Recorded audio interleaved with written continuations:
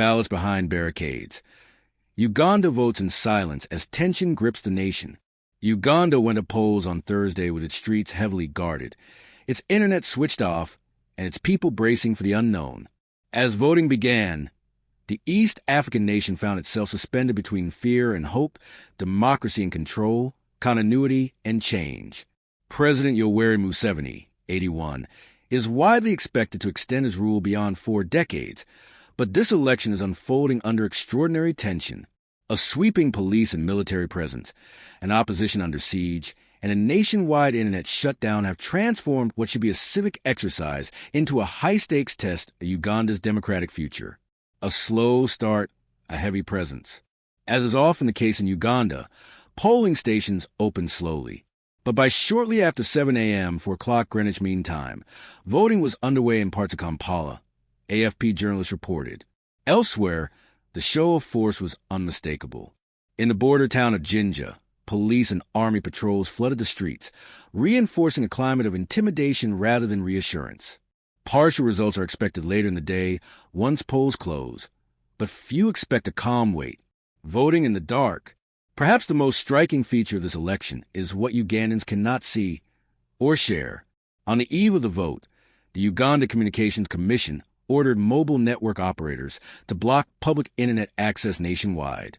Social media platforms and messaging services went offline, cutting millions off from news, coordination, and real-time reporting. The government says a blackout is necessary to prevent misinformation, disinformation, electoral fraud, and related risks. Critics say it is about silencing scrutiny. The United Nations Human Rights Office issued a blunt warning on Wednesday. Open access to communication and information is key to free and genuine elections.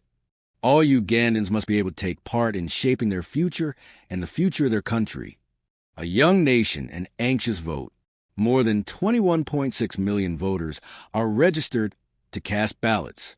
In a country where 70% of the population is under the age of 35, unemployment and economic hardship loom large, especially for first-time voters desperate for opportunity and change. Yet anxiety has overshadowed enthusiasm. Uganda's leading newspaper, the Daily Monitor, ran a full-page guide on how to election-proof your home, urging citizens to reinforce doors and windows and designate a safe room in case of post-election unrest. It was journalism that felt more like civil defense. Museveni versus Bobi Wine. Power meets defiance. Museveni's most prominent challenger is Bobi Wine, the pop star turned politician who has galvanized Uganda's youth and become the face of resistance to the long-ruling establishment. His campaign rallies have been repeatedly disrupted, sometimes violently, by security forces. As in the 2021 election, hundreds of his supporters have been arrested in the run-up to the vote. Y has appeared at rallies wearing a flak jacket, calling the election a war, and labeling Museveni a military dictator. We are very aware that they are planning to rig the election, to brutalize people, to kill people, and they don't want the rest of the world to see. Wine told AFP. A vote under watch or under siege.